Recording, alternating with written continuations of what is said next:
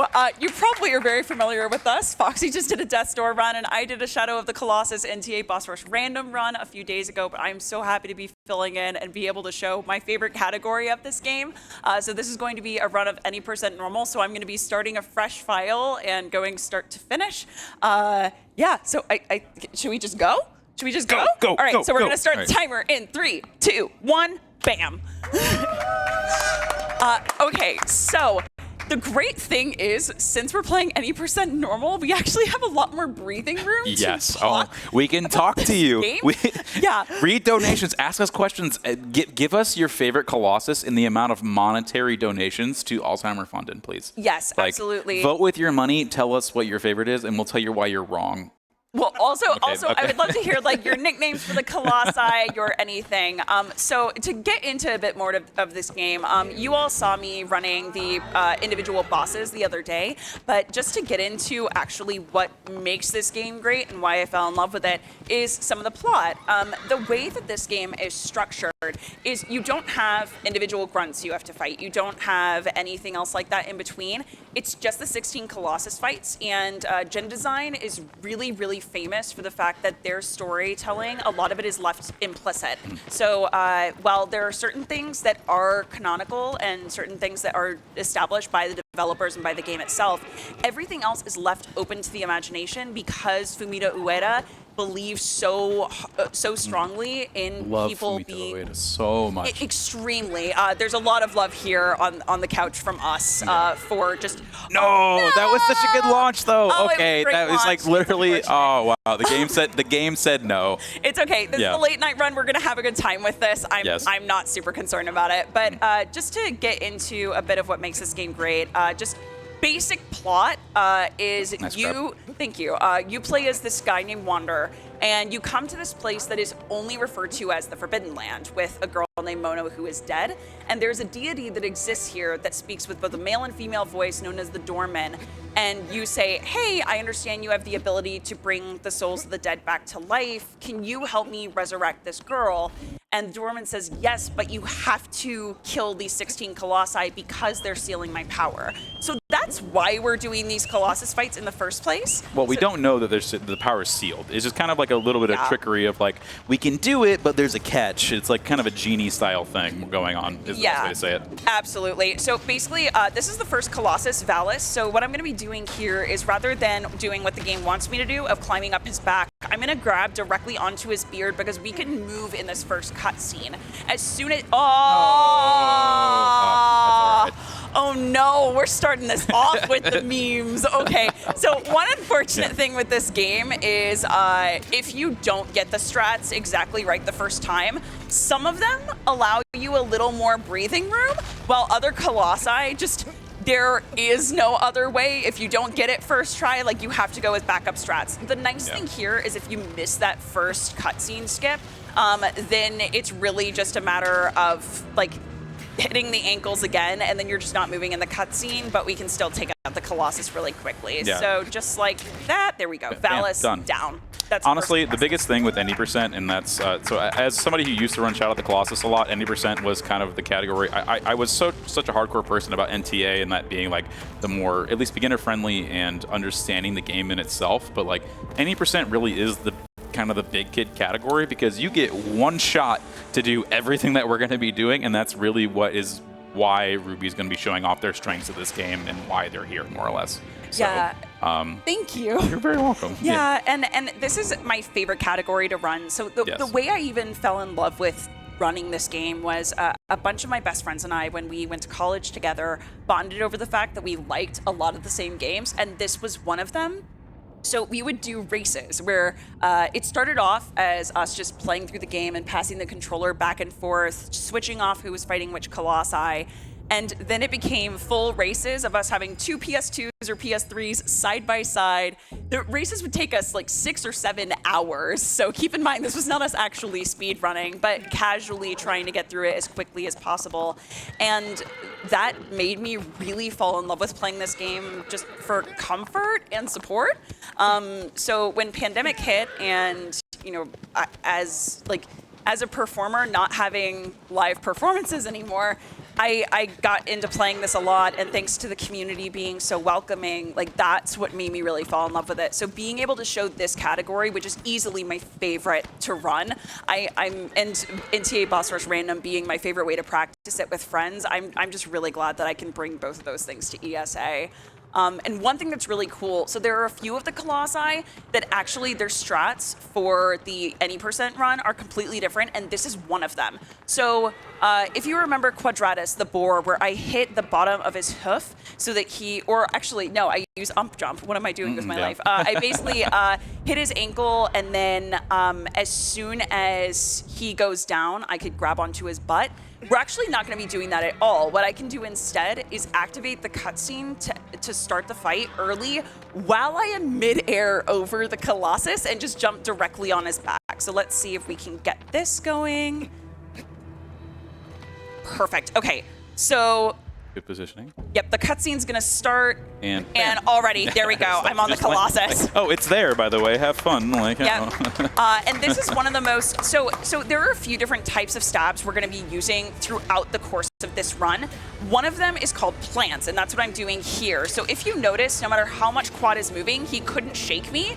And that's because I got a very specific position that stabilizes Wander while he's doing those stabs. So already, since that first sigil is taken down, I can move to the butt. Ooh, nice jump there. Thank you. It wasn't intentional, but it looked really fancy. Yeah, it did. It was very fancy. Yeah, but what we typically use here are called cycle stabs, where if you're on an incline, you can quickly let go and re-grab the Colossus just to get in really quick stabs. I also got in a jump stab there, which is the most powerful stab in the game, but just like that, that's the second Colossus We're done. down. 2 Colossi down. Yes. Yeah. All right, here we go. We're on our way. There's a lot more time in between coming, so it's okay. We're talking lore. We're talking everything. We've already told you. Hey, you know what? We should let's say this. You know what? You did an NTA random run. We've already talked about the strats. Yes. Let's just like casually talk about lore and stuff because they should watch the other run too. Yeah, that's true. I mean, I also want the people who didn't see the other one though to not feel completely left out. That's the only thing. True, but yeah, there's a VOD. This is true.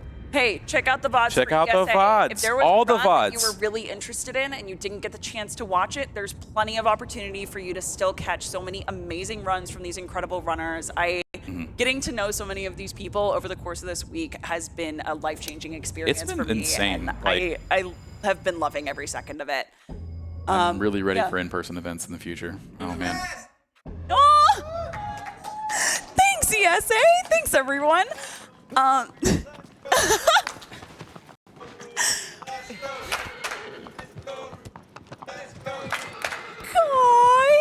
thank you.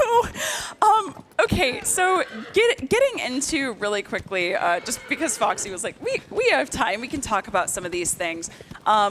So I have nicknames for all the Colossi, so if you hear me using those interchangeably, just know that like the nice thing about this game is the names that the designers gave them all are very bland. They're very basic. So there's like very developer-esque. Minotaur A, B, and C. Yeah. There's Beard. That's literally the name of one of them. So we come up with more original names. The one with the big beard, I think, maybe. Really? Maybe. Crazy. Yeah, so when it comes to the first Colossus, I typically call him my bear boy. He just looks like a big bear that's running around with his sword. The second Colossus is my boar boy, and I call that jump that you do from the cliffside all the way down the What's Up Danger jump. If you've seen Spider-Man Into the Spider-Verse, it's an incredible movie, so I based it on the incredible shot of Miles Morales falling, but doing it upwards to show like he's ascending with his power. And this one in particular is the warrior, which you'll see why he's named that in a second. But we have a minute, so could we read a few donations? Oh, I sure do like that. Yes. We have a $100 donation from Yes! Kubar. Amazing. Thank you.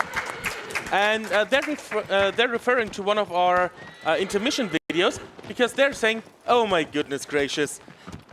We also have $50 from Pillbug Hug saying, here we go again. It's time to save Mono and bathe in the blood of your enemies. Thanks for the awesome runs and the sweet friends you've brought together, Ruby. You're the best. Oh, Pill, thank you so much. I adore you. And I do have to remind people, both of those donations did not go towards any of our incentives. I do want that Iron Boots and credits incentive met by the end of this run, because then my hosting shift ends and I want to see that done before that, because I want to be the one to spill the secret incentive afterwards. Okay, please give me that pleasure. Also, at the end of this run, we have to close the language choice for Twilight Princess, which starts right after this. So if you do want to switch up the language, I mean, you will have a tough start with that, because German is in the lead with $770, followed by English with $145. So it is quite a gap. You can still do it. If you want to do that, you have until the end of this very run. And Foxy, can you go over this strat? This is one of the hardest ones in the game, and especially in any percent normal. I have one opportunity. Yep, one shot, mom spaghetti. I'm not going away my shot. I just had to do the Hamilton reference. Anyway, yes. Anyways, so we mentioned the skip before. This is kind of like the most iconic thing in Shadow of the Colossus speedrunning, because, you know, Gaius has been basically the poster child for the game since the remake came out in 2018. Oh baby, oh baby. Yes! Oh, yes! All right. That hitting that in any percent is just like a wave comes over you, because it is the first real big, you know, just everything to it. So it's a bit of precise timing that allows you basically to get a lot of the physics manipulation that we do in this game to just launch yourself up. So really, like, that is absolutely huge. Amazing job. So, Thank you so much. We call that the Space Jam affectionately in the community, because it just launches you through the air. But that's a strat that, unfortunately, there are some of them, like we were saying before, that are pretty much impossible to hit, like or to hit well after the first cycle, because you can't reset the animations like you can with. It's a lot of emulation of like boss rush in a way. So like me myself took a lot of time when I was exploring this category to try and really figure out what worked for me, and that's a lot of what this game is. It's very personal in those aspects of, you know, you're figuring out what works for you, what timing, what feel kind of goes along with all of it. So, babe, no, stop. Don't. Okay, you need it. There we go. There we go. I'm waiting for a slash. I'm waiting for a slash. Is all. I will try and give you a slash by the end of the run. I can't make any promises, but anytime I try and slash. So what we're talking about there, like I said, there are several different types of stabs and slashes and things like that that exist in this speed run that we use for different reasons every time. So with the jump stab and what we call the sexy slash, or just the slash, the reason we do that is because if you notice for some of the final hits, Wanderer will do this slow motion animation that looks so epic of bringing the sword in for the final hit.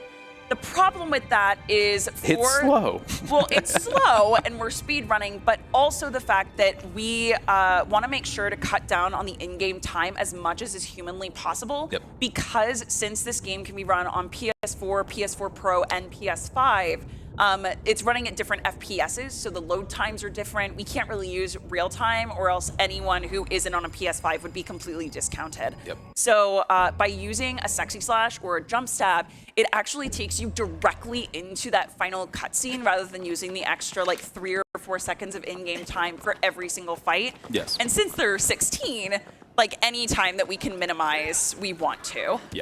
But the slash is an interesting concept because it was something we explored a little bit more with the remake. There's a lot of chip damage that you can basically do with some Colossi, and if we miss that chip damage, the best way to do it is doing the sexy slash, which literally is just slapping the Colossus with the sword more or less, and actually killing them. And in some instances, it's actually faster.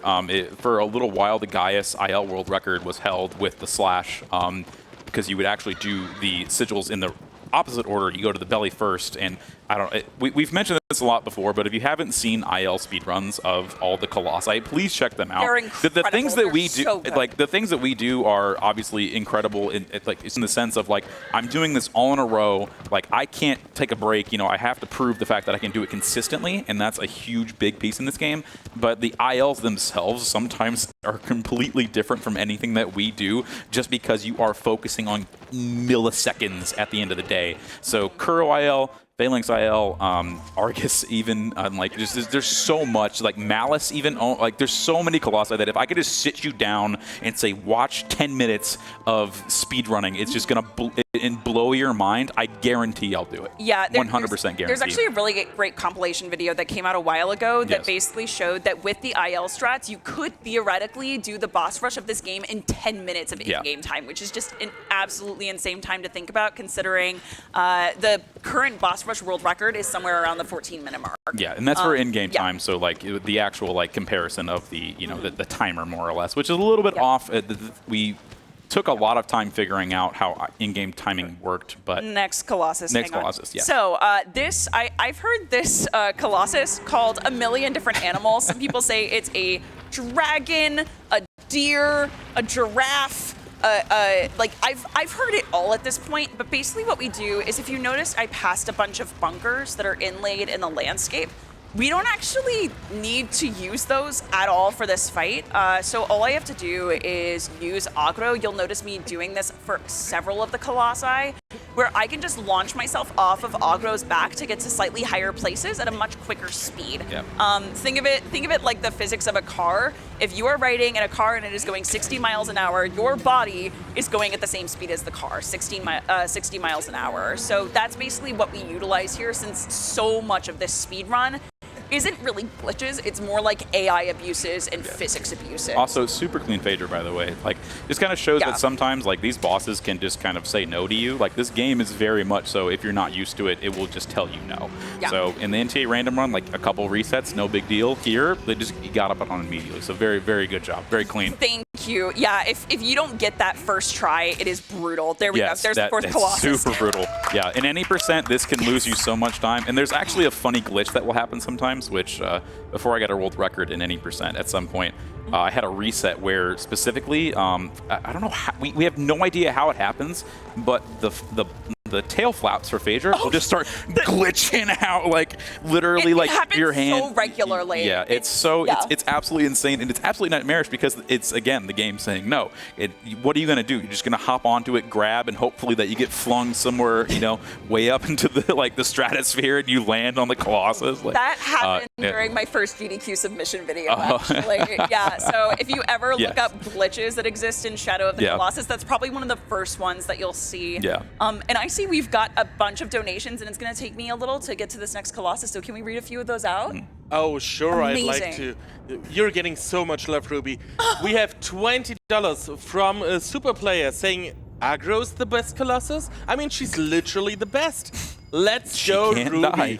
I sent some last love for you. Yours truly, Super Princess 02. We have another $20 from Soulmass and Delirium Pearl saying, Ruby is back again? What a weird glitch. Here's some more love from the Crystal Crew. Good luck on the run and give aggro some pets for us. She's doing such a great job. She's doing such a good job. And thank you for the aggro love. We have $5 from Zed saying, a meme I learned at my reading shift during this game earlier this week was, the Crystal Crew is not a cult. I have no idea what it means, but I hope you do. Great to see you show another category. Back to you two. Thank you, Zed. And we have time for a few more. Yeah, we're rolling. Oh, sure. Yeah. Wonderful. We can read everything. There's so much time. It's great. Okay, nice. We have $50 from the Crystal Crew saying, 2 Ruby runs in 1 marathon? It's like all of our birthdays came early. We are all here rooting for you and are in chat representing the Crystal Crew chaotic wholesomeness trademark that you are known for. We also have $50 from, I'm gonna butcher this, I'm sure, Leo Bleu, I think. With $50 saying, the entire Crystal Crew has been so proud of Ruby for getting their run into the ESA Marathon this year. I had to work through her first run, but I'm so glad I'm able to catch this one. We're all rooting for you, Ruby. Good luck, and please, no memes. We have $10 from Dine, I think, saying, go Ruby, go. I've seen what Alzheimer can do, so this is a cause close to my heart. The fact that I learned about ESA through Ruby's SOTC run has made this extra special. Thank you for doing this, everyone. And thank you for your donations. Absolutely. And we're about to hit the next fight so we can read a few more on the way to the next Colossus. That's perfect. Yeah, sure. Yeah, sure. Back to you. Amazing. Thank you so much. And thank you, everyone from the Crystal crew and from the ESA fam here. Y'all are amazing. And thank you for donating to this incredible cause and for all your love and support. It really means the world to me. And we're about to get into one of these scariest fights, especially on any percent. So I'm going to let you take this one and commentate it because I'm going to be a little terrified for a minute. We spoke about this in the NTA run. Avion is kind of just a mess. It's a great fight. It's like so cinematic with how everything that Team Eco, aka Gen Design, that was mentioned before, has done. And basically, what we're hoping for is you can get two different types of patterns. Ruby mentioned before that it's RNG. I'm in the staunch crowd that it is not RNG, but that is between that's some blood. Yeah, I do actually believe it's not RNG, but it's more of just like I don't know. At some point, the AI in this game is just so good that we don't know. That's the problem. We aren't 100% sure yet if it's RNG or not. But basically, what Ruby's going to do is kind of just slowly climb up the wing, and then we're going to hope for at least for swag points the upper wing pattern, which is going to allow Ruby downwing again, which is fine. Downwing again? Come on. Yeah, no. Downwing is a lot more scary simply because of how the camera works in this game, as well as that's very that's good. Yes. Yeah, nice. Okay, nice, that was nice. beautiful. Yeah. Yep, that's a wing drop. But yeah, so the downwing pattern is more tough because of how the camera angle works in this game, as well as Wander has a funny mechanic that I guess I would lovingly call magnet hands, and so it's kind of like a weird magnetism towards wanting to grab onto the Colossi. So because of those magnet hands, yes, and nice. Okay, good drop from the wing, and because of those magnet, and also there's so much to explain with this, but this boss is just it's too much going on. So basically, sigils yes, the sigil is there, but that does not mean that is the sigil hitbox. Look at That's that was hot, to say the least. Thank that was you very much. Spicy. Oh, you fell on the Wait, did I really? You fell on the column. Let's go! Good memes. All right. This means nothing. This means nothing. But falling on this column is amazing because it is completely random and it's awesome just because you're just like, hey, I did it. So yeah, good job. but to go over a few, thank you. Let's go. There we go. To go over a few of the things that Foxy was trying to get into. So one thing to keep in mind is that sometimes the sigils are actually bigger than they appear. So the tail sigil of that Colossus is the biggest one that exists in the game because it's the back third of the tail. Yeah. If you want to learn a speedrun strat at home, if you just stab that back third of the tail, you will be fine. On top of that, like getting the downwing, getting the transfer over and all the way to the tail, getting that jump stab, that was a beautiful Avion fight. Yeah, it was very good. A lot of good spatial awareness, and that's what a lot of what this game is it's a 3D platforming game with like true physics engines. So like you really just have to know what's going on around you and understand the Colossi themselves. So the downwing, as I was mentioning, is harder because of the angle basically that can allow you, like you have to adjust, like it's a PS2 game that's being remade for the PS4. Like everything's not going to be perfect, but at the same time, like it's just that understanding of how the physics in the world works, and it's very real world at the end of the day. Yeah, so. And I do have to mention that, so Blue Point Studios is the one that made the remake. So it originally came out for the PS2, and then there was a HD remaster that came out on a dual disc with Eco, so the game that this is a prequel to for the PS3, and now this is, once again, Blue Point took it and just went, okay, how can we make it even better, and made completely ground up new gen graphics version of the game, and just did such an incredible job. As you can see, just the landscapes are absolutely gorgeous. It's actually kind of crazy. Like I watched, so you can go listen to a YouTube video about like them and how they built this, and they're literally running the PS2 game in the background with like running PS4 graphics over it. Basically, it's absolutely insane. And they kind of did the same thing with Demon's Souls, I think. But it's a similar fashion of, so if you have a PS4 Pro or a PS5, you have the option to choose between cinematic and performance mode, which is a 30 FPS versus a 60 FPS thing. And that does actually affect a lot of like some of the tricks, and so it does change the run in a few ways, more or less. Like everything is essentially the same, but like the actual inputs and everything do change. So it's a very curious thing to like explore when we were figuring out like And when this came out in 2018, when PS4 Pros were coming out, more or less, it's like, how is this going to affect the run? And it has an impact, not the biggest impact ever, but, like, if you're going to play the game, you at least need to understand these concepts. Yeah, 100%. And really quickly, I just have to mention and give a shout out to the 17th Colossus, which is that forest that we passed. There was a long-running joke for a long time because in the PS2 and PS3 versions, the forests are so dark that it is really hard to actually navigate your way. It is sparse and it is fog, whereas that is full of life. It is full of trees, and Agro does not like trees. Exactly. So if you try and kickstart Agro and she is standing on top of grass, she gets really scared and won't actually do it in this version because the designers wanted you to like really take in the landscape and really enjoy how pretty it is, but it slows us down. Yep. So you have to figure out the exact perfect places to kickstart. Thankfully, we can see a lot better in this version because it's a lot brighter in the forest, and on top of that, we don't have that same like rolling fog. But if you go back and play on the PS2 and PS3 versions, you may have a harder time. Yeah, I played the PS2 version again back in like maybe 2019, and then I was blown away because in my head as a kid playing this game in like 2005, 2006, I was like, oh yeah, the forest is huge and it's big and there's lots of trees, and like now it's way, there's like nothing basically. It's absolutely insane. Mm-hmm. All right. Yeah. Really quick, I'm gonna let you go over this because I'm gonna see if I can get there's another skip that might be, if I can get it, a little bit different than what you saw the other day with the NTA Boss Rush random run, specifically because this is a skip that only exists in any percent normal. Yeah. So let me see if I can get this. Yeah. Quiet time?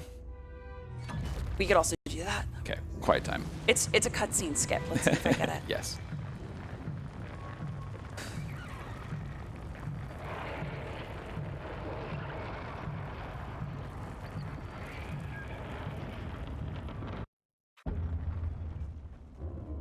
Oh, no. Okay. Yep. So basically what I was looking for is there is a particular spot of the wall that when it goes underground, if you hit the skip cutscene button right at that moment, at that exact specific moment, then it basically spawns Wander in the air, and you're so close to the Colossus that you can directly grab onto his beard. Yep. Unfortunately, I didn't get it, but the great thing is that's basically a skip that you aren't penalized if you don't get it. It's basically free.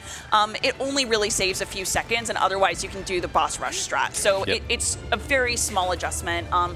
Unfortunately, so I haven't run this category in, I want to say a month and a half at least, because the last time I ran it was a time capsule for GDQ, and then after that I was completely focused on running NTA Boss Rush for the sake of this event.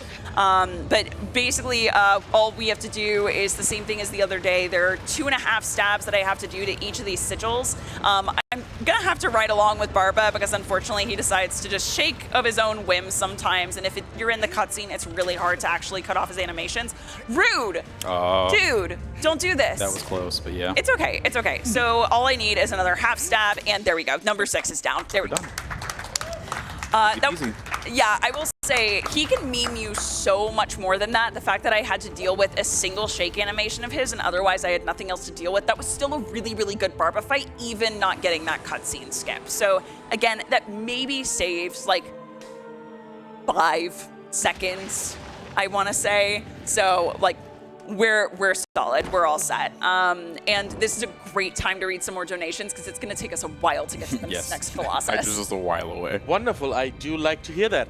We have a $5 donation from Paulister saying, "Heyo, you know who it is. Good luck, Ruby, and thanks a million for making this past week that much more entertaining with your infectious energy. Safe travels to you and Foxy tomorrow. Now get them plants and slay all the Colossi." We also have a $100 donation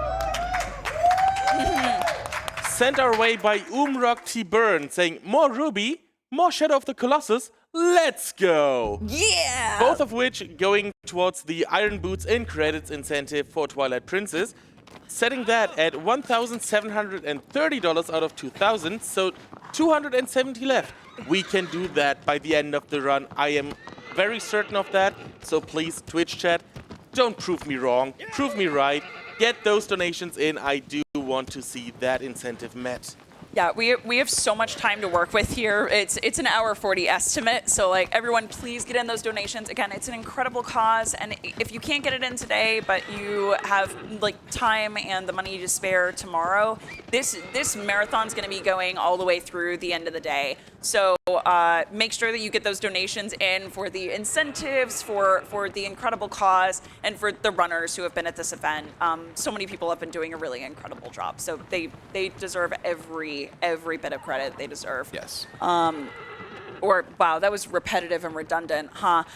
Anyway, it's 2 in the morning. Nobody blames you. I appreciate that.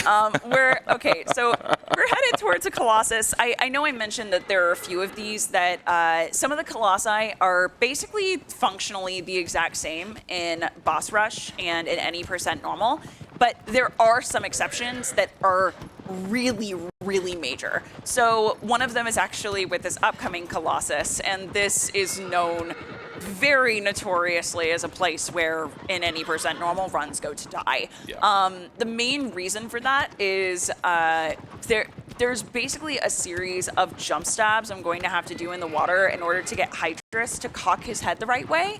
But if you don't get the exact right number of swim cycles, if you're not in the right position, there are so many things that can go awry with that. And in Boss Rush, there's a lovely timer in the upper right-hand corner, and people in the community have figured out that if you start swimming right when it hits 1 second and stop at 8 seconds, so basically use the timer to your advantage, then you can get in exactly the right placement. We don't have that here, so I have to try and count the swim cycles, so I'm going to be focusing on that as hard as I can when this next fight comes up, because it is a very, very easy trick to miss, and the timing is different. So we'll see how it goes. Also, full disclosure for those of you at home, if you have a fear of underwater sea creatures and sea monsters... Thalassophobia, I think is the term. Yeah, thalassophobia. Thank you. Yep. If you have thalassophobia, I would highly recommend this is a perfect place to go and take a bio break, get yourself a cup of coffee if you want to stay up late, get yourself a glass of water. Get water and stay hydrated. It's totally fine, yeah. Get water and stay hydrated, or go take a stretch break. Just, this is maybe not the Colossus. It's not what you need, but it'll be okay. And it's notoriously considered one of the scariest Colossi, so yes. Just keep that in mind, because it is a underwater electric eel. Yep. All right, Foxy, I'm gonna leave this to you so that I can actually try and do it correctly. Yeah. I don't know. I feel like I'm tooting my own horn when I say I kind of discovered the way to do this. Just brush a little dust I'll off casually, your shoulders. yeah, just like, oh yeah, let me come out from my cave a little bit with speedrunning this game. And you and Aiden helped me so much with this particular Colossus and just learning this run. So give yourself the credit you deserve. Yeah, pat myself on the back a little bit. 1, 2, 3, we're good. All right, can't do too much. But basically, before, like Ruby mentioned, we learned about a method of like using the timer. Like we had to find some sort of like consistent normalization of finding a way to do this. And so basically what you kind of use the cues of Hydrus traveling through the water, as well as the swim animations that Wanderer makes basically to get yourself to the appropriate distance to Hydrus actually, doing what we want, which is a slight head bob so we can get back onto the head. Oh, yes. Yes! Yes, there we go. Good stuff. Very, very good.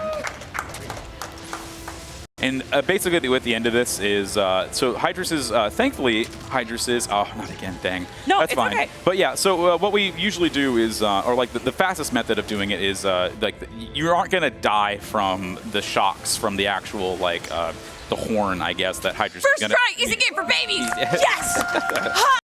Absolute baby game. If you want to learn this game and you're having a tough time, we're not judging you. It's not a baby game. It's not a baby game. We have spent way too much time on this game. That's a joke. Okay, I need to clarify. That is a joke on my channel. This is a very difficult game to speedrun. Yes. But when we get Hydra's first try, we say easy game for babies. Anyway, yes. Yes. Continue what your thought was. So the tendrils will never kill you basically with health. If you're in hard mode, yes, you will die. Easy, not easy. Easy baby game. I'm sorry. It's 2 a.m. and we okay. But I digress. Yes. So you won't die from the actual electric damage from it. So you just kind of yeet yourself, do some jump stabs. Jump stabs stabs, as we mentioned, basically are they do the amount of a full charge stab to, you know, the Colossus. So the more we do of them, it's kind of just back and forth. But Hydrus works out that you do a jump stab, the damage immediately pops you out of it, and then you can run up and do another one. So it's a similar way of cycle stabbing, but it's not exactly the same. So that's basically it. Yeah, and one thing that I am extremely grateful for personally is the any percent run of this. Hydrus has one of the hardest strats to hit in any percent, and again, is a place where runs go to die. And then the next Colossus after the one I'm about to do it's such a just like a I get a break.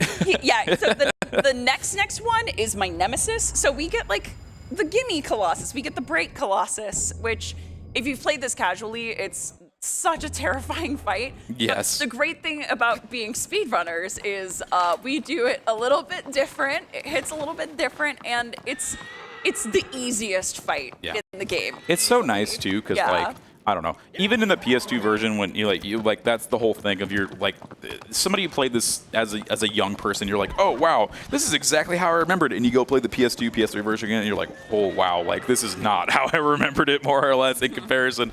And like going up to Kuro is like honestly the most like I feel one of the most gorgeous like entryways to a Colossus, and it's so much.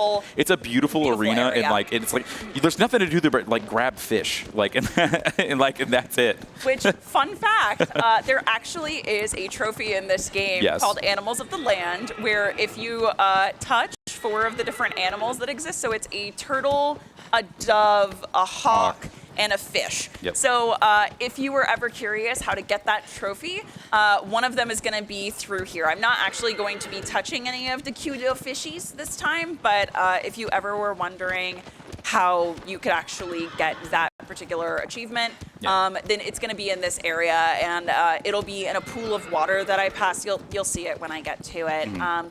But please, it's drop dead gorgeous. As we go through this area, take in the waterfall, take in the flowers, take in the view.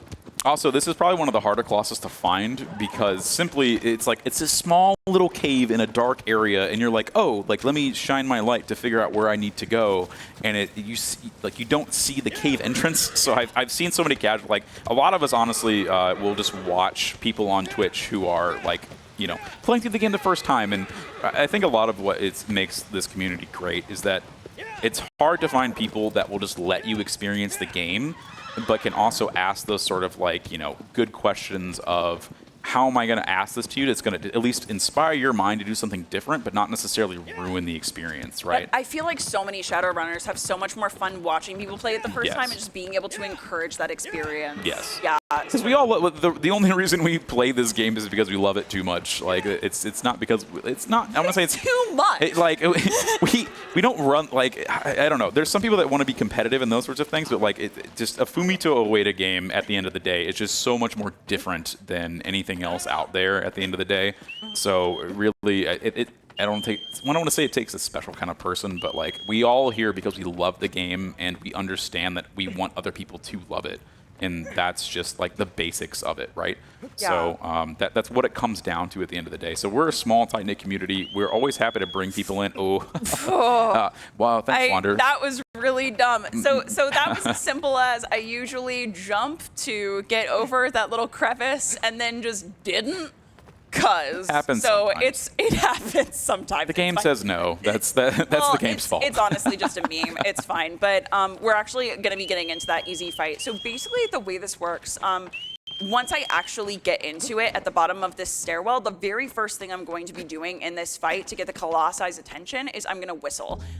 You can use noise in this game in order to get the Colossus' attention, and that really goes for any of them. As soon as I get on this staircase, I'm going to be doing these weapon switches to get down a little bit faster, and then aim for the wall, because as soon as Kuromori's leg lines up there, I can just shoot, and then immediately he's taken out. My goal here, I wanted to see if I could land right on the belly. There's very specific timing there, though, and unfortunately I missed that. But this, again, it's one of those strats that if you go for it, you don't really lose that much time. Yeah. It's maybe an extra second or two. Good cycle stabs. Yep. Thank you. So the cycle stabs are the stabs that we had talked about before, where you can quickly let go and re-grab the Colossi, and just like that with the final jump stab, Colossus is down. Yeah. That's a hard thing for people like the cat. Like it's such a simple understanding. Once like if I told you that they fall from a higher place, so therefore they're going to lay down longer because if you fall from a high place, it hurts, right? Yep. And but like that's such a hard concept to like figure out when you're just like, oh, I'm this tiny person against this massive giant, right? At the end of the day, so that's the whole like point of the fight, more or less. But like, yeah. Yeah, I feel like another thing that is really terrifying about playing that fight casually is you couldn't see it because Kuromori never had the time. He can shoot out basically lasers. fire lasers that then leave electricity fields. So if he shoots towards you, then it will leave these just fog clouds of electricity behind that just drain your damage more and more as time goes on. So it really, I remember that being one of the scariest fights for me when I played it casually. And once I joined the speedrun community and found out, oh, it's actually the easiest fight, you're gonna love this. It completely revolutionized my world. Especially halfway through the run. Yeah. Halfway through the run, you're just like, give me a break, please. Like, I just need to like to chill for like a half second. And then it gives you one. It actually shows a little mercy. Yeah. But flip side, we're gonna be headed towards my arch nemesis Colossus. I hate Basaran. I hate Geyser Beam with a fiery passion. Which is funny considering he shoots fire out of his face. But we have plenty of time for a few donations, so I would love for us to read some of those while we're on the way. Oh, surely. Yeah. We have $5 from Emerald Alley saying, what a nice surprise to see rubiehart again. Good luck, have fun, Ruby. We have $10 from Jack Attack DX saying, get him, Ruby. We have $10 from Anonymous without any comment, but thank you very much. And we have $120 from someone whose name you might recognize, some Foxy Jira. Oh, me? That's me. Saying, oh, hey, I'm on the couch. Let's kill this run, Ruby. I owe this from my deaths in my run earlier, but let's enjoy the last bit of ESA we have. We love you all. Thanks for having us. And with those donations, we have passed the $64,000. Yes! Woo, woo, woo! Thank you to everyone who has donated, and thank you. I just personally want to say this. This is my first in-person marathon that I've ever had the chance to do. I started speedrunning during the pandemic, like I mentioned before, and it's been an absolutely surreal experience getting to meet so many, not only just incredible people, but incredible runners who are just as passionate about video games, and it really means the world. So, hey, to everyone who has been a part of ESA 2022, thank you, truly for this experience. All right, we are coming up on the Turtle Boy. So what I'm going to be doing here is for this setup, as soon as I see Basaran's eyes, I'm going to go ahead and skip the cutscene. And when he charges fire, I'm actually, rather than doing the side launch, going to go underneath one of his legs on the left. Basically what that's going to allow me to do, we call this the rib strat. So I can grab onto the ribs, get onto the leg, and then by making one last jump, immediately be on the back. So well, thank you.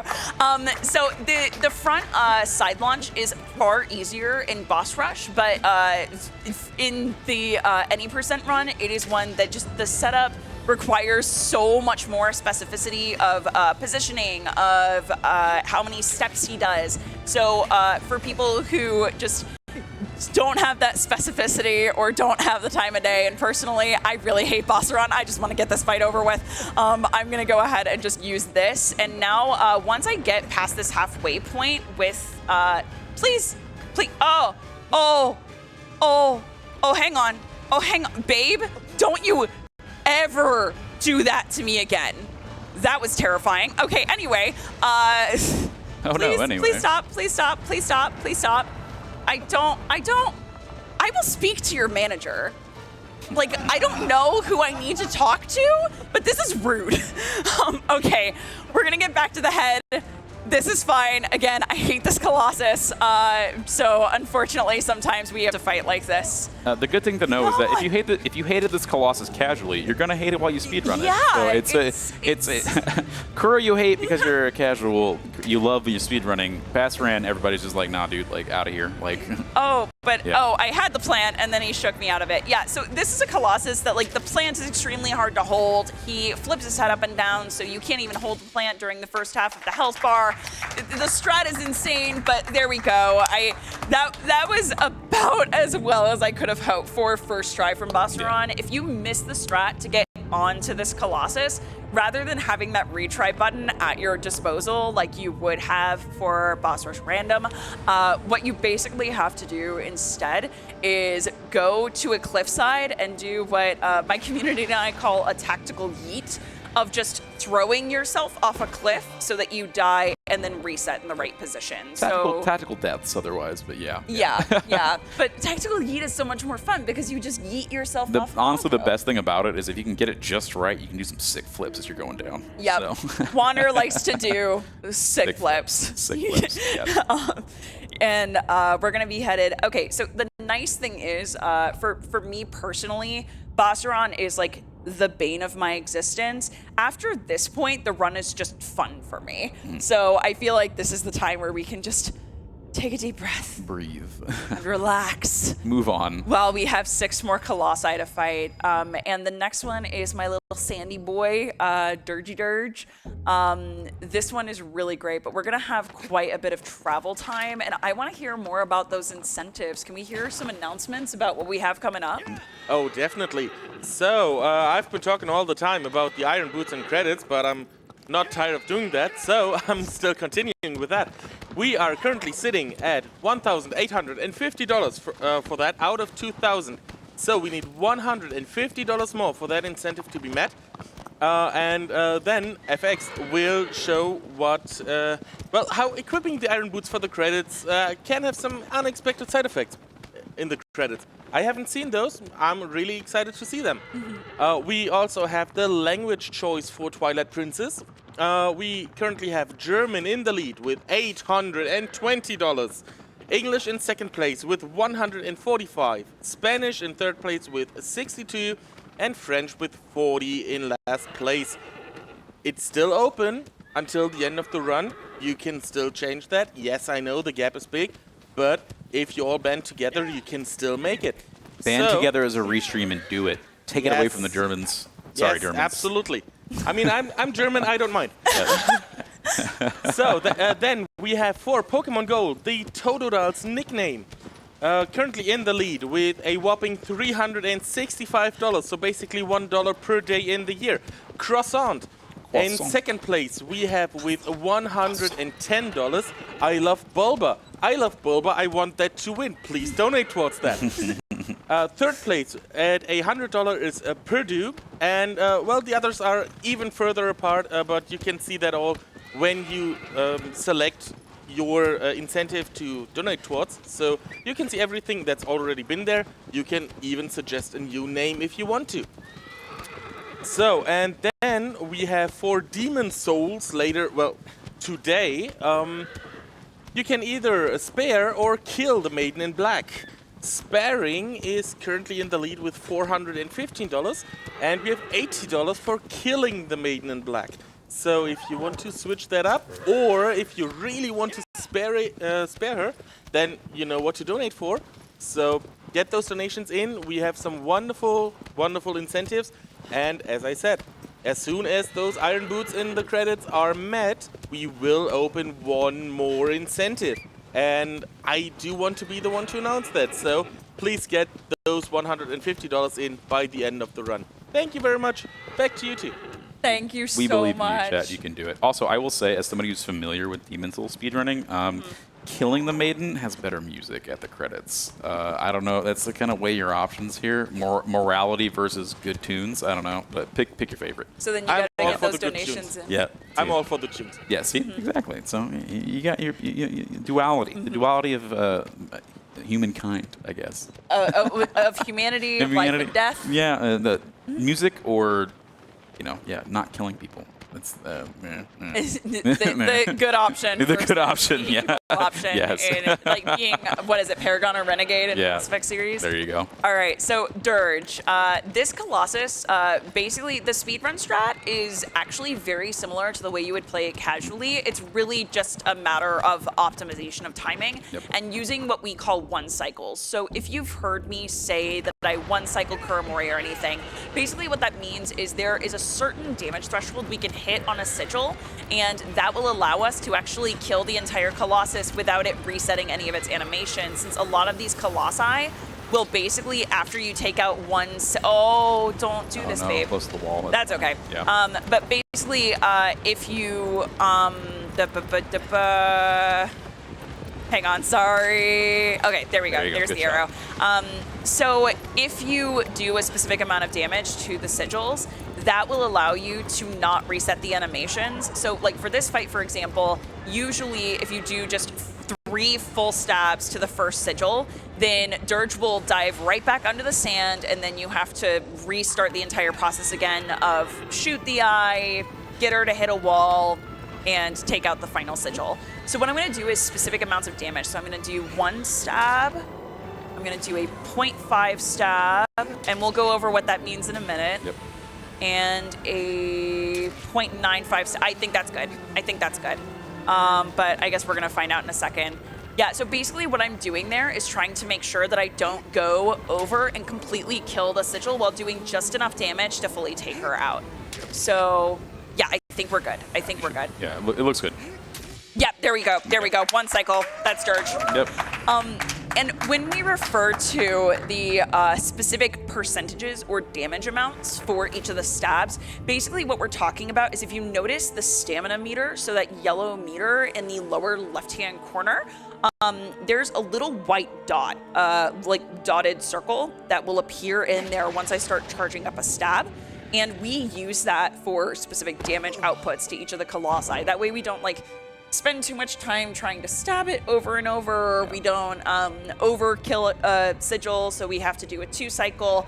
So it's something that's actually really important in this run of calculating and keeping track of exactly how much damage you're doing. So if you ever hear me say a 0.5 stab, that means that that dotted line has gone about halfway up the circle. And actually, you'll notice that it has like a darker yellow circle within the bigger one. So that's kind of what we're going for. And the more specific stabs in the game, probably the most specific one is for Colossus number 12. And we'll talk about that when we get to it. It's funny, when you watch speedrunners of Shadow of the Colossus, and you'll see them kind of like lean into the screen a lot and try like making sure that you're going to be able to see exactly how much of the percentage that you need to make sure that, because a lot of the time it's either you're at the, like Ruby said, that smaller circle in the middle, you're making sure it's like right at halfway, or there's different way you can actually hold the stab button so that it either, if you hold it, it charges faster while you're actually going through the stab animation, or if you just kind of tap it, it's what we call a precision stab, and that makes it charge very slowly. And it just, you know, there's a difference between speed, but at least it's better to be more precise at the end of the day than actually to sacrifice the possibility of having to go through a 2 cycle and waste a minute or 2 more or less, and just your PB's gone at that point. Yeah, and Pelagia is another Colossus that like, if you can get it in 1 cycle, that fight can be a minute or less. Yeah. If you have a really, really solid fight and her RNG doesn't go crazy. But if you don't take the extra time to do that precision stab, so just tapping the stab button instead of holding it, then that can lose you a solid additional 2 or 3 minutes, because after her first cycle, her RNG tends to be a lot more misbehaving. So she will do so much of her own thing, and trying to get wandering her around at that point is so much harder. just like watching the AI try to be like, oh, I need to be in this position. It's like, nah, I don't think it would work, buddy. Like, just come on, like work with me here. It's just there's so much going on, and just how we manipulate everything that's going on in this game is just it's a true skill in and of itself. So yeah. Yeah, and I will say that one thing I find to be so different with this particular speedrun versus so many others I've seen is we don't really use major glitches. Like, the closest I think you could probably say is if you want to call the side launch as a glitch.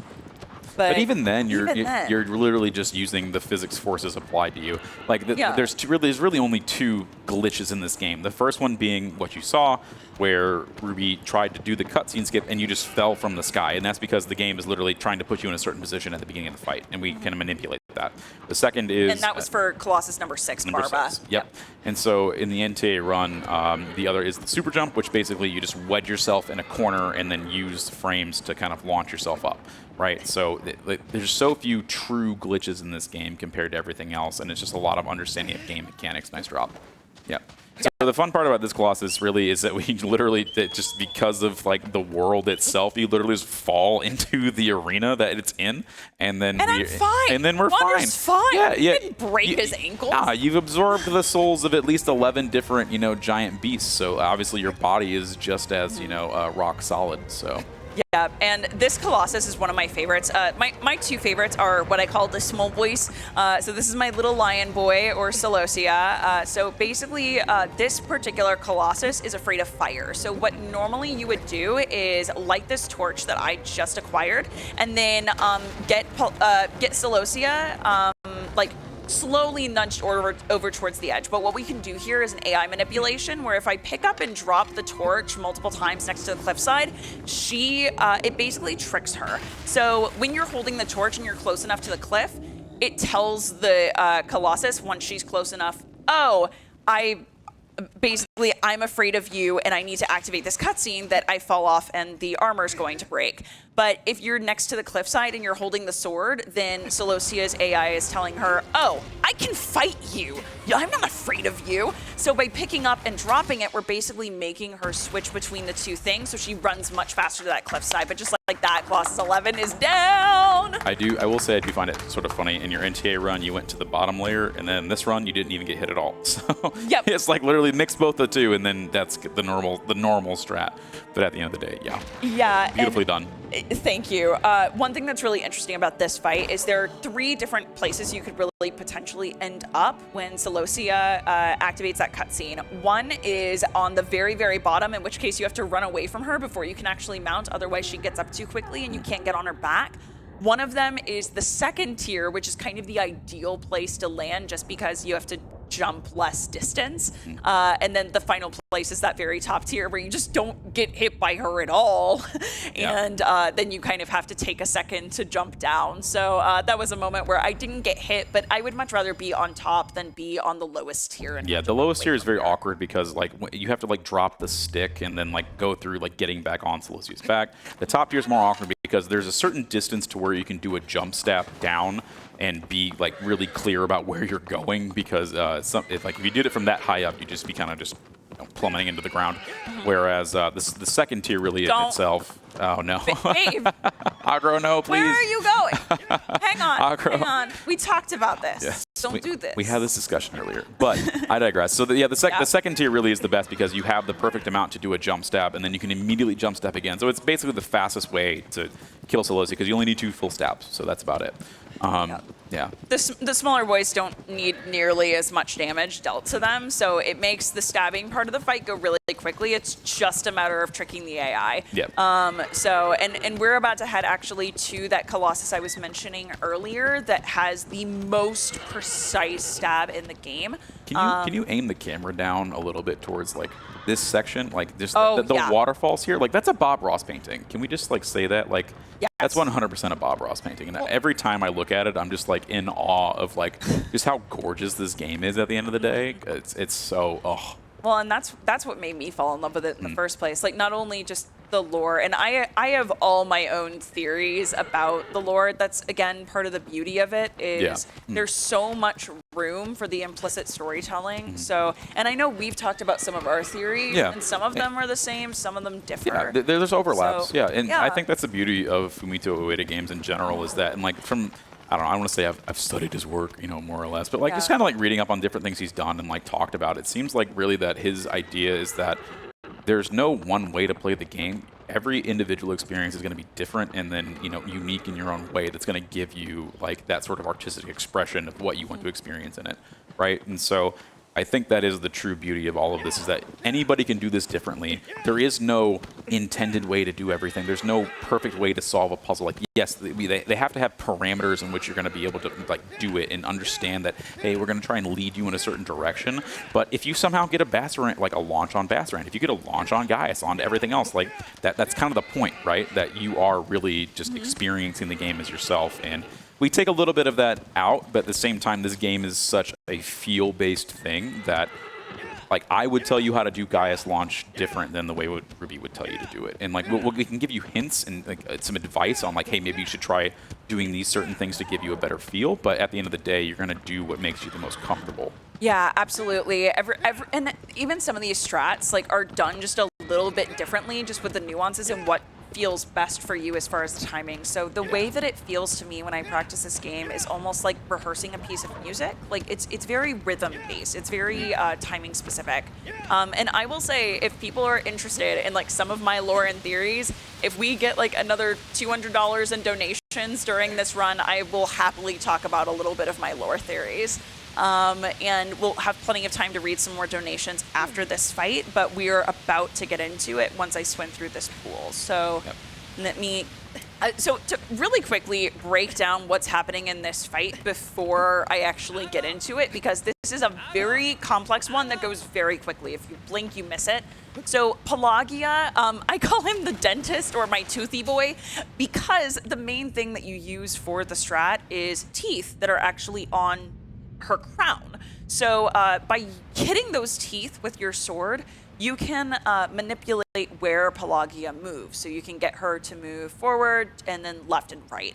But on top of that, there's a lot of, you want to get her on top of the gazebos. In order to do that, you have to hide behind the center of the gazebo. And she'll do these like firing shots at you, animations. It's a lot to deal with. So a lot of what I'm going to be doing is different moves for the sake of canceling those extra animations to just optimize the fight as much as possible. Yeah, so there's so much AI manipulation going on in this fight, and even at most times, at our best, we still can't control what Pelagia is going to do. So we just try our best, and kind of a lot of crossing your fingers and hoping it works in this run, to say the least. So there we go. Okay, nice. So basically, those magnet hands that we were talking about earlier, basically I use those. So if Wander is close enough to a ledge that he's not really close enough to actually grab it, but the game goes, you know what, you're close enough. It will just pop you over there, and there's actually one Colossus coming up later on where that's really, really important for the sake of the strat. But I'm going to go ahead and use these teeth in order to get over to the Colossus if she wants to behave. Behave, please. Thank you. Okay, and then once she starts charging up this shot, I basically grab her face, and that cancels the animation of her shooting it and just gets her to immediately come up towards the gazebo rather than me having to hide. Now I'm going to do that precise stab, so it is a full stab, a 0.95 stab, and then 2 more full stabs. Whoa! Oh, what? What? No. No. Okay. Did I overstab? No. You were like literally right outside of the edge. Okay. I don't even know what happened there. Okay. Yeah. There's an animation basically. If you do enough damage with that, so theoretically with 2 stabs, it should cause Pelagia to like hop backwards a little bit. That would give you the amount of time to do the 4th stab. I honestly like I did the lean in of I'm trying to like look at the stamina bar. I thought that was good, but it must have been just an ever so slight overstep because it was the right positioning and everything else. It really was. This is one of those moments where even sometimes speedrunners don't like. We can't comprehend what's happening. As much as we try and control it, in the end, some things are out of our control. So unfortunately, this is one of those fights where if you don't get it first time, like this is going to be a bit of a meme, so it's going to take me a second to get this, but let's go ahead and get her to another gazebo. So come on.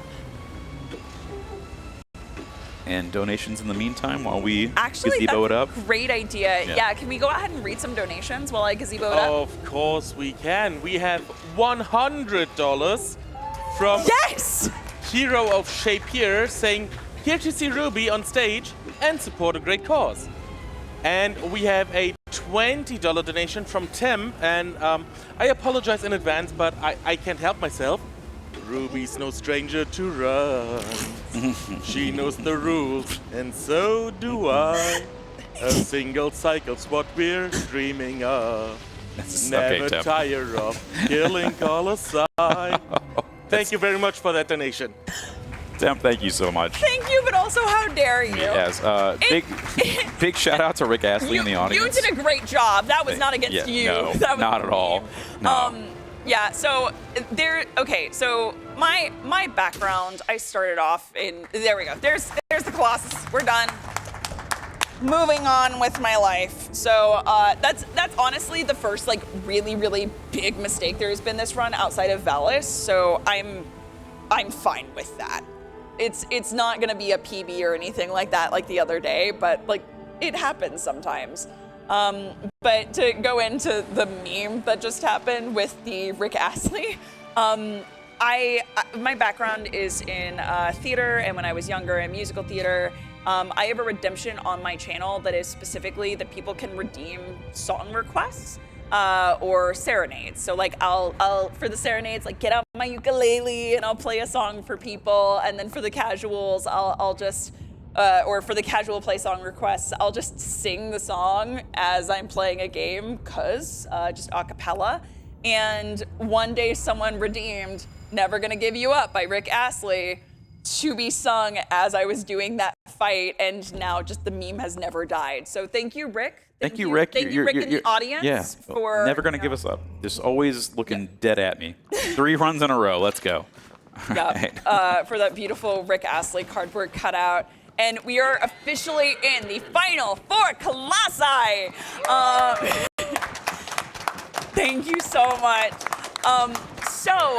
This next one, honestly, so this game is really fascinating in the fact that, as you've seen, not only are all the Colossi different shapes and sizes, they're in different types of arenas, but they also have different mannerisms and different behavioral patterns. Some of them are a lot more aggressive to wander, and others are extremely docile. So it really just depends on the particular fight.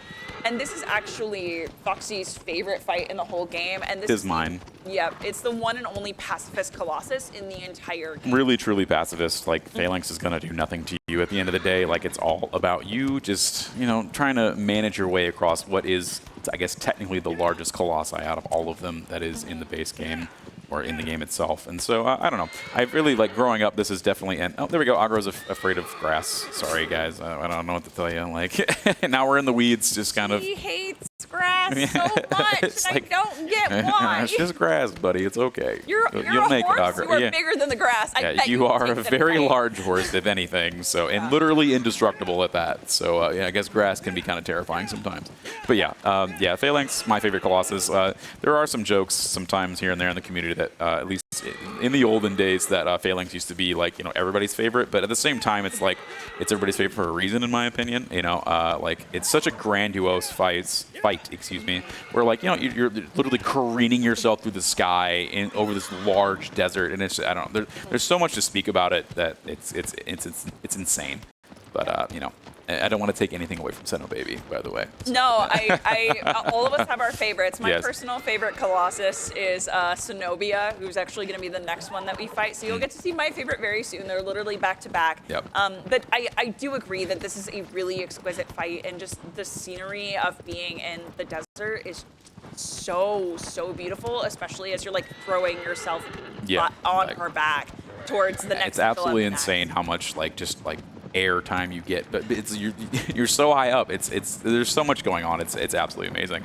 But yeah. So I'll let you go ahead and break down this fight while I do it, since this is your favorite. Like I wouldn't want to take that from you. Thank you. Yeah. So the simple thing that's going to be going on here is Ruby's going to be hitting these 3 sacks, which is going to make Phalanx come down from the her large I guess sky plane, more or less. And then just trying to get on these front flap wings, basically, to climb up. And then, as we mentioned before, with actually just the previous Colossus, Pelagia, and also with Dirge, the 10th Colossus, there's a certain HP threshold that we're going to try to stay under with the 3 sigils that Phalanx has. So we're going to do 1.9 stabs for each.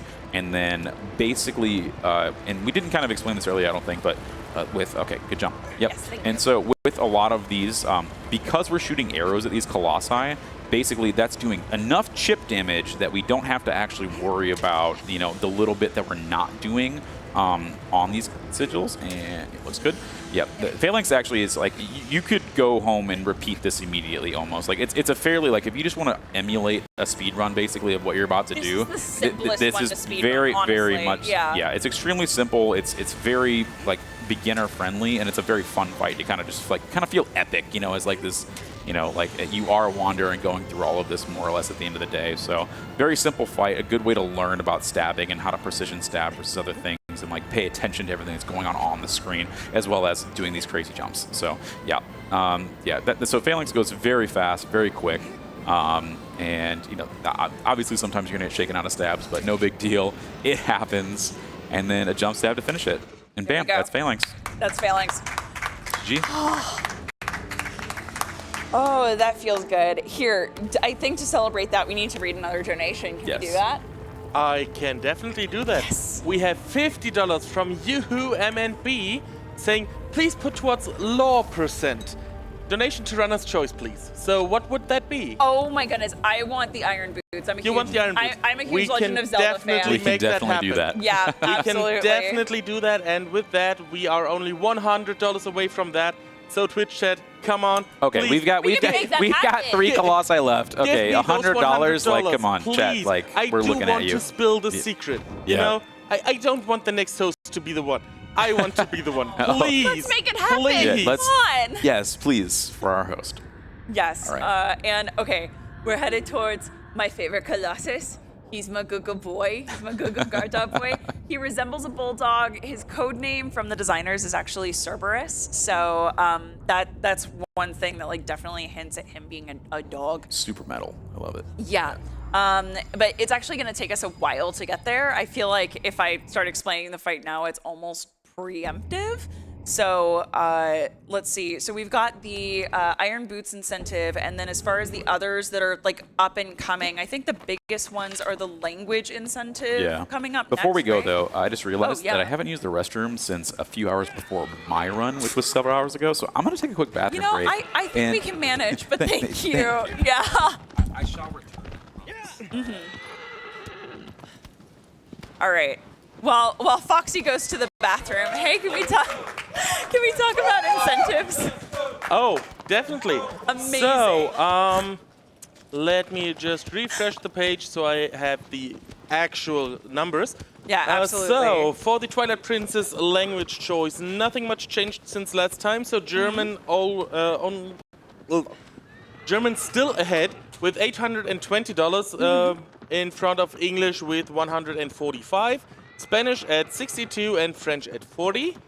The Totodile nickname is still Croissant with $365 in front of I Love Barba at 110 and Purdue at 100. And then we have the Fate of the Maiden in Black, and I saw some changes there. Spare the Maiden in Black now has $515. And Killing Her is still only at 80. So I think people do want humanity over music. I mean, honestly, I appreciate that for a good cause, they want to do a good thing for the maiden. I think that's great. I mean, yes, I do enjoy music though. You know? Yes, but I mean, this is very true. This is very true. And I mean, if the Maiden in Black is also a demon, which Demon Souls, refers to, then. I mean, is it really humane to spare a demon? Oh, God. I feel like we're getting into so much philosophical talk. I think it depends. Like, is this a world where demons are just creatures that happen to have been born in the underworld? In which case, I think it's completely immoral to do that. Hang on really quick. I hate this Colossus, and we need to shoot his corpse for good luck. There we go. Wow, that's But I mean, metal. if they're a demon who specifically has done really, really horrible things and became a demon because of all the horrible things they did, then I think that makes sense. So, like, I don't know. Hey, welcome back. Hey, I'm back. Hello. I wasn't gone very long. All right. So this Colossus, Cenobia that we're headed towards. So like I said, this is my good guard dog boy. I love this Colossus, and his arena is, in my opinion, my absolute favorite to make my way through, especially when I'm doing runs of another category called Any Percent Normal Intended, where we basically do the strategies that the designers meant for you to use to kill each of the Colossi. It's a really fascinating category because so much more of it has to be AI manipulation over the physics of uses, since we aren't allowed to use a lot of them during that run. But you'll see that there are a bunch of towers just scattered all across his arena, and what you do in order to make your way through is get Cenobia to hit each of those one by one. So they stack like dominoes. I even have a friend who has called him Domino Dog as his nickname. And then once you get to the final area, you can get the armor to break off of his back with a final platform. There is a much different version we're going to be using where I can go to the final pillar immediately, but I do see one more donation has come in, and we still have a little bit to go, so I would love to read that out. Oh, wonderful. We have $25 from Corn143 saying everyone is loving the games. Also, everyone just lost the game, all in the name of winning against Alzheimer's. A small price to pay, no? Yes. And we have a $100 anonymous donation. Both of which go towards the Iron Boots and Credits incentive. Which we've met now. Yes! So, it has been met. Hey, let's go. Yes! Let's go. And I am happy to announce that I'm just now opening the secret incentive, which is tomorrow, well, today, we have a run of Super Mario Kart for the Super Nintendo. If this incentive is met, the runners will basically do the same run again right after that, with crowd control activated. Ooh. So, we need $10,000 for a bonus run of Super Mario Kart All Cups crowd control. Make it happen, Twitch chat. I know we can do that. You absolutely can. You absolutely can. That's incredible. If anybody or any like large entity can do anything more chaotic, it's Twitch chat's job. You know, that's what they're about. So It's that chaotic, wholesome energy that Yes. I am all about. just full send. No period, no nothing. Just full send. 10K, easy peasy. And now that we've had about $200 of donations, since I said, hey, for $200 in donations, I will talk about lore. I'll talk about lore after this Colossus. Like I said, with this fight, what I'm going to be doing is going all the way towards the final pillar of this arena. So I'm basically skipping everything else we would have to do. Normally, this is estimated to be like a 6 to 10 minute fight for casual players, but that's also if you know what you're doing as far as the strat, the basic, trick is concerned. But what I'm gonna do instead is by jumping and oh no. Okay, hang on. We gotta back up. It's fine. So, what I normally would have done is something that we call the super jump, that basically allows you to spam the jump button while you're going towards that pillar, and that allows you to then launch upwards. But I was able to do the backup strat here, which actually was the main strat that the speedrun community used for a really long time before super jump was found. Yep. So we call it the Kaze jump, and it's really useful because by jumping off of the side of that tower that I kind of ran past, you can get just enough height that you can magnet hands and hit that final bridge. So now that Celosia has been hit, I'm gonna go ahead and try and shoot her at the very last second. Let's see if I can get wacky jump as well. There's also a, I got stuck in the rubble. The rubble, yeah. You got crushed, except, Yep. video games, so. So what you can do here basically is as that tower is falling, you can land on this cliffside and then jump directly over to this final platform. I missed the timing a little bit and I got kind of wrecked by the towers, but that's okay. Hey, you still got the wall, it's cool. Like, don't worry about it. Now that, baby, why are you not aggroed? Baby, why are you not aggroed? Thank you. Okay, so now Cenobia is going to go ahead and do this turnaround, and with this final pillar being hit, that's going to knock off his armor, and from there I can just stab all the way home. So that'll be the end of the fight. This is a very good explanation. Like, the smaller colossi are very great explanations of what a plant looks like, because you literally just stay there in this animation of your arm being waved in the air like a maniac, and you can't be shaken out of the animation. So yeah, it's a good way to at least show people that, like, yes, it's a real thing. You didn't believe us as speedrunners, but we're not lying to you. Trust us. But yeah, see, just like you're just kind of sitting there with the arm in the air, ready to go. So. Yeah, Wander at this point has absorbed so many souls of Colossi that the grip strength is absolutely immense. He is filled with power. Yeah, literal power, yeah. And that's there we go. There's 14th Colossus. That's Cenobia. All right. Heck yes. And we only have 2 more at this point. There are only 2 more Colossi. So I'm going to talk about a little bit of the lore, because the next 2 actually take a lot longer to get to. So we have plenty of time. This is a comfy run. We can just hang out here. We can enjoy this together. It's what time is it? What time is it? Does somebody know the time? It's 3 a.m. Yeah, hey, yeah. Hey, no, it's cool. Time. We were just here to chill. It's just ramble. We're good. Well, so fun fact, I actually wrote an essay, like a whole essay talking about my theories with this game. But personally, and again, please don't take this as gospel. Please don't take this as, oh, Fumito Ueda said this is exactly what the plot is. This is solely my theories and ideas based on playing this game for several years. But I love hearing other people's ideas and theories. So whenever you're ready, thank you. The game didn't want to keep up with me for a second there. Personally, I believe that the Doorman was a deity that existed here for hundreds of thousands of years. There are these shrines and extremely old pieces of architecture that all have very similar sigils and pieces of almost religious symbology. So, for example, the sigils that appear on the Colossi also, as the weak spots, they also appear in the architecture of how the final Colossus Malus is built. They appear in Wander's Tabard. They appear in the tabard of several people who will join us later in the run that I'm not going to get into immediately. But those sigils appear on so many different things, and a lot of the architecture from the buildings also carries over to how the Colossi are built. So my personal belief is that the Doorman is a god of duality.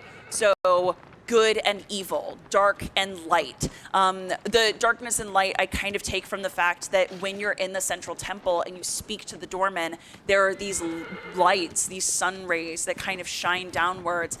But if you look, whenever Wander holds up the sword and uses the light to guide to the Colossi, the sky goes gray. The sword also doesn't work in certain areas that are more shaded, and yet when the light actually shines, the world becomes darker. I just find that to be really fascinating. And on top of that, the Doorman speaks with a male and female voice actor that actually are layered over each other. And I think that this god had the power to bring people back to life, but because they're a god of good and evil, they're kind of up to their own thing. So they have their own agenda and their own set of morals and values that people can't understand. So there were people who lived here and existed in this land, and I think they wanted to create something as a in reverence to the Doorman. So they said, hey, we've created these colossi, these statues, and we were hoping that you could bring them to life so that they exist as objects and as living creatures, both in this temple, in the central temple, as well as out in the world, existing among the people, just in reverence to your duality. And the Doorman said yes, but in order to do it, took the souls of thousands and thousands of people and used that to animate the colossi. They said, hey, maybe this isn't a good thing, and in rebellion against the Doorman, sealed their power inside the 16 colossi that they asked the Doorman in the first place to create. I think that personally, a lot of the sacrificial practices of these people, even when they left, continued. Because Mono, the girl you have with you, it's actually said in the dialogue that she was sacrificed for she had a cursed fate.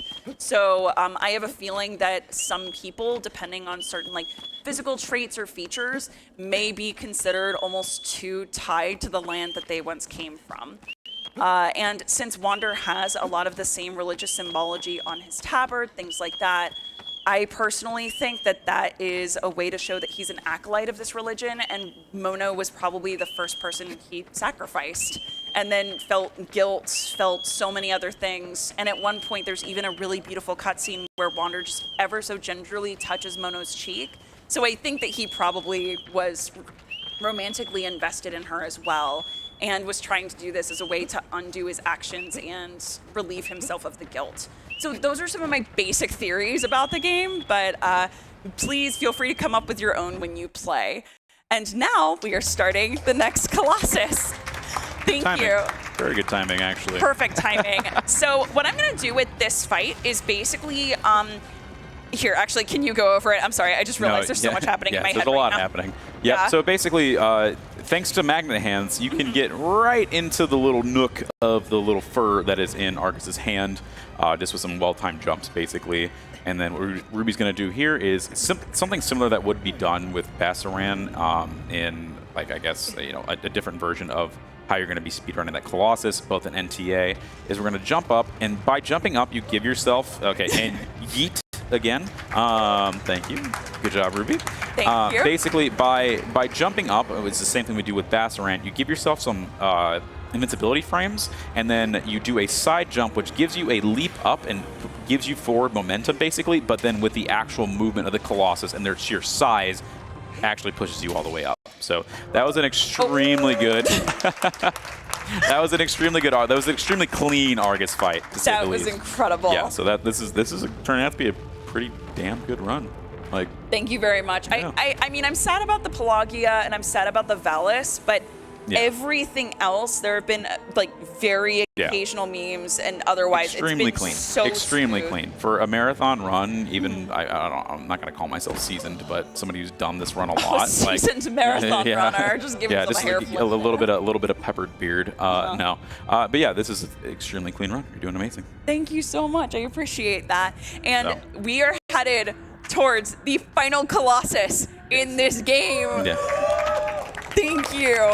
So, you only have a little bit of time to get in donations, and if any of them are asking me to pet the horse, I'm going to give one more pet, but then there is no time after that for no reason, but just as an afterthought.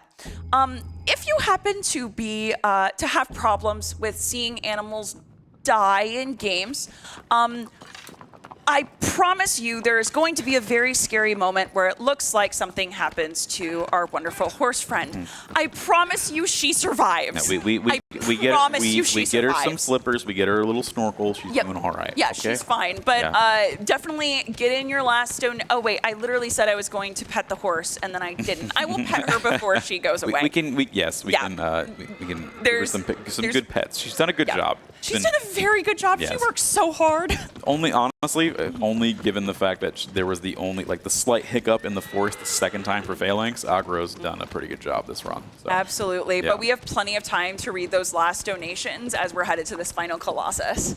Wonderful. We do have a $125 donation. Yes! By Jack Jofa, who apparently wanted to fill up that Iron Boots and Credits incentive, because that's what that still goes towards, so there was a bit of a... overlap there. Well, yeah, they were kind of racing to get that. Saying any plumbers in chat, written with double M, so I do think they mean our wonderful plum. So, are there any plumbers in chat? Spam plum to bless this run. We have $10 from Sun Brojade saying, wait, is this deja vu? Is Ruby on stage twice? Take my money. Much love, Ruby. Good luck on the rest of your run. We are cheering you on. Here's some money so Mod can get his wish. Thank you very much for that. Thank you. We have $50 from Recursioning without a comment, but the first donation to go towards the bonus run of Super Mario Kart All Cups crowd control. We have another $50 without a comment going towards sparing the Maiden in Black. And we have $100 Yes! from Jayasaurus saying, such an amazing run, my favorite of the marathon so far. Now I need to see that Mario Kart crowd control. And don't we all need to see that? Thank you all so much for those generous donations. And now it's back to you two. Thank you so much, Thank you. Thank you for the kind words. I'm truly honored, and I want to say really quickly, thank you to ESA staff for having me. This has been so incredible. I've just had an amazing time running and getting to show this game to new people. There's a reason why I fell in love with this game as much as I did, and anytime I can introduce, and I think, Foxy, you're probably the same way and can echo this sentiment. Part of the reason why we love speedrunning this game at marathons is not only to help raise money for really worthy causes, but on top of that, being able to introduce new people to the run who may be interested in running it, or just to the game who've never had the chance to play it. It really is a game that it's such a unique experience. Yeah. Like, growing up with it, obviously it's a little bit different, but at the end of the day, like, it is such a unique game that to ask somebody who hasn't played it to please like sit down and enjoy yourself playing it is more than anything that we can ask as players and speedrunners of this game, more or less. Absolutely. So. And really quickly, just because I don't remember, where'd she go? Oh, that's okay. Oh my God, she's she was hidden in the darkness. I just didn't know where she went. Wait, no, you gotta pet her. Hang on, really quick. Hey everyone, fun fact: you can pet the horse. Aww. What a good girl. Yeah, she's a good girl. She deserves a pet. It's gonna be all right, Outgrow. Trust and again, us. We're so sorry. Nothing's gonna happen. Nothing's gonna happen. Nothing like bad a will bridge happen ever. Falling underneath her feet. No. We're so close to the end. They wouldn't do that to us, right? Yeah, no. And that's the thing is, like, I used to run this game so much that, like, this scene coming up was a little bit cathartic sometimes, but now it's been over a year and a half, and I'm like I'm starting to get the feels again. Like I'm just like, oof, I want to turn away. I don't want to look. Like, please. Here, shield your eyes. Shield your eyes. Avert your eyes. It's okay. It's gonna be fine. So, I swear. I'm gonna say something that may be considered cruel, but okay. No, there's a reason. So I have a playlist of songs when I'm practicing this game that, like, I have songs I associate with each of the Colossi and sometimes with specific moments. If you're ever looking for alternative music to use, as if the music in this game isn't amazing enough already, but if you play it as much as I do, I play to Xanarkand from Final Fantasy X to this part, and it gives it a whole other feel. Yeah. Yeah, I like having alternative soundtracks to things. It's very fun. It fits, yeah. It's very just somber and a send-off, more or less, as somebody who does speedrun Final Fantasy X, because I have that much time in my life, apparently. Yep. All right, we are headed towards Final Colossus, Malice, the tallest boy. Yeah. So this Colossus is insane and extremely intense because the way that you typically beat this one, he has heat-seeking missiles, which, is fun. So he has heat-seeking missiles, and typically what you're supposed to do, or what the designers expect you to do when playing this game casually, is there are a bunch of bunkers and barriers in his arena, and you basically are supposed to use those one by one in order to dodge your way through until you can finally get underneath him, climb up his beautiful dress, and then deal damage to a bunch of individual weak spots to climb up. That's a kill. It takes way too much time. It takes way too much time. So what we're gonna do instead is by running a very specific path that speedrunners have found for this fight, we can actually dodge a lot of those hits, and with any luck, I should be hit either no times or maybe once. Possibly once, yeah. Possibly once, just if it doesn't go exactly perfectly, but like we can still absolutely make that work. It's insane how much of this game has been explored since the PS2 days, because I remember watching like YouTube back in the late 2010s, I guess, of people doing this exact same route. and then being like, no, there's no way I'm ever going to do this. And not even 10 years later, that's exactly what I was doing myself. And it's, you know, it looks like a lot. It's very scary. The thing that makes this work is that actually Malice aims the firing laser beams below your feet. So actually, the closer you run to this like edge, it's actually better for you at the end of the day. Okay, nice safety strat. Okay. Yep. I've been hit in the face too much in practice of any Yes, normal yes. that I did not want to. Don't take any chances. You don't want to get tic-tac. Tic-tac, we love you. Yes. I'm sorry, I just We mentioned say that. this with love. We say this with love. So there's a joke in the community, so just a term that we use of if you made it all the way here and you're on world record or PB pace and then everything goes wrong on Malice, we call it getting tic-tacked just because he is the world record holder of this game for so many categories. Yeah. We have to give major props where props are due. He is such a talented speedrunner of this But game. the amount of PBs that he's lost to Malice just for Yep. like the ittiest little things, like he found one time like he got soft locked. he got soft locked in the barrier, and like he was at least at a 2-minute PB pace over the current world record at some point, and or like at the world record at the time, and it was just like, well, I guess here we go again. Yep. So that's what we're hoping for here is not getting tic-tacked. Yeah. Fingers crossed. There you go. Okay, so basically what I did there is the final weak spot you're typically supposed to hit is on the shoulder. I just go ahead and hit that early because it makes his arm lower just enough that I can get up here. And once he goes to investigate and go, huh, who's up here? Then I can use that animation of him. Oh! Nope. Ow! Okay, hang on. Rude. We can do this again. It's fine. Absolutely rude. It's fine. This is fine. Everything's fine. So we basically use that animation to our advantage, but I'm gonna go ahead and just try and reset here. So give me 1 moment.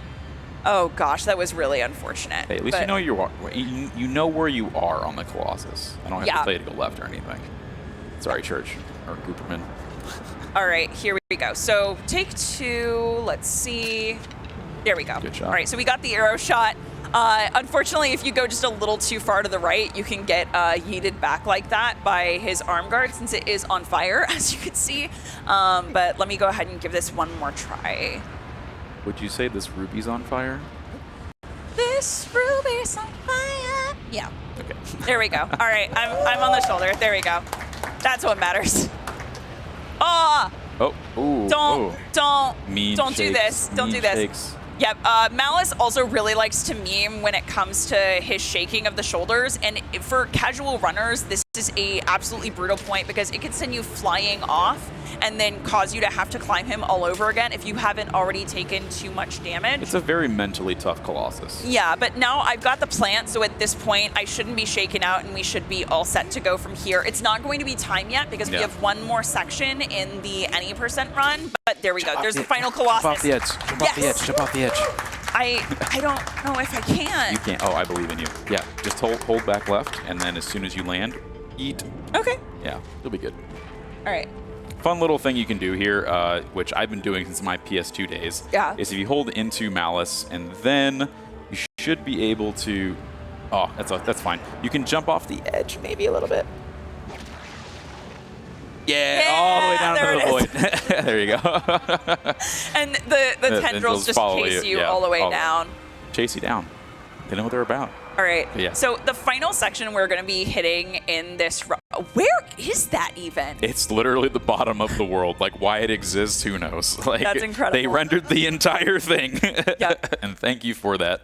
So basically, if you're wondering how we got from point A to point B, the people who say, hey, this land is forbidden, you shouldn't go here, we sealed this deity away for a reason, come and realize that you stole their sword that allows you to undo what they already did as far as that seal. So there's a big cutscene of like, Wander has become so corrupted by the dark tendrils that have been entering his body that he now has the same like blue glowing eyes as the Colossi and horns.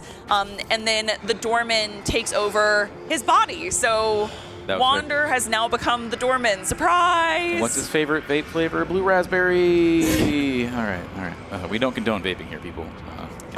So yeah, we blow fire as a tradition. Yes, it is something that we always do at the end of a run to just commemorate that we finished it. Yeah, get your Vape Nations in chat. Come on, just get them out. And the main thing that we do here as a strat is actually what I'm doing now is just waiting. Yeah, don't do anything. Yeah, the people who come here to basically stop you will continue to attack the doorman as long as you continue attacking him up until a certain time interval. Yep. But if you are peaceful and docile, then they will escape much faster, and that's what we actually want in order to activate the final cutscene. And they run very slow. Yeah, they run So extremely slow. So Yeah. we chill here. Yeah. We can jump. we can slam our fist against the ground. We're gonna vape Just a little wait. bit, just hang out. We ain't got much going on. There Yep. you go. And then the time is going to stop right when I hit the pool here. So time is going to be coming up in just a second. And while we're doing this, thank you again, ESA, for having me. If you're interested in me and what I do, I speedrun this, and I'm learning the speedruns for several other games. I'm also just an actor and streamer. Again, thank you for donating, and thank you for being here for this run. And this is gonna be time. There we go.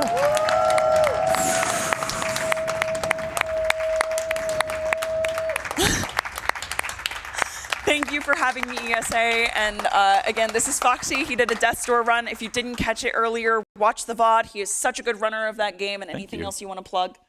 No, actually, there's one thing I didn't get to say earlier. What you were mentioning is, personally, this is we're getting a little. It's late night. We're getting get a little personal.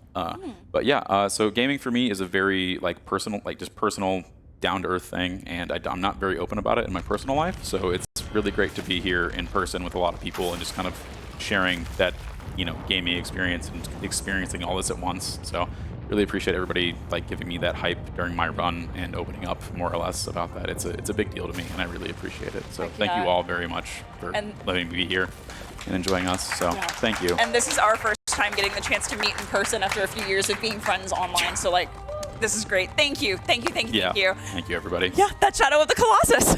Round 2, Electric Boogaloo. And what a round 2 it was. Thank you very much for the run, for the commentary. I loved being the host for this. Truly, truly. Thank you, chat, for banding together, getting all those donations in, having me reveal the secret incentive for Mario Kart. And the next host may or may not be a little jealous about that. However, this is my final hosting shift for this marathon. So thank you, everyone, for donating, for having me here, ESA, for letting me do this. And I'm signing off. I'm giving over to Kamaguri as the next host. And with that, we are heading into a quick intermission before we go to The Legend of Zelda: Twilight Princess.